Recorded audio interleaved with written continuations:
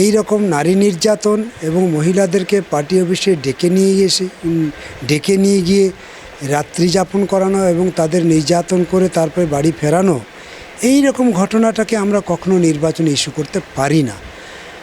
নির্বাচনী ইস্যুতে এবার অন্য, গোটা দেশের নির্বাচনী ইস্যু। গোটা দেশের কি অবস্থা, আমাদের দেশের সংবিধান ভুলুণ্ঠিত হচ্ছে, আমাদের দেশের সার্বভৌমত্ব নষ্ট হচ্ছে, আমাদের দেশের সংবিধানে যে ধারাগুলো সেগুলোকে পাল্টানো হচ্ছে, আমাদের দেশের সরকার তার যা দায়িত্ব ছিল সেই দায়িত্ব পালন না করে গোটা পৃথিবীর মধ্যে এবার নাকি যে করাপশান হয়েছে সেটা অন্যতম, সেটা বলা হচ্ছে ইলেকট্রাল বন্ড।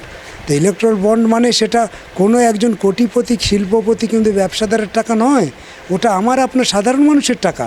অর্থাৎ নরেন্দ্র মোদী ঘুরপথে গোটা দেশের সাধারণ মানুষের কাছ থেকে কীভাবে শোষণ করেছে, সেই শোষণের অঙ্কটা হচ্ছে ইলেকট্রাল বন্ড।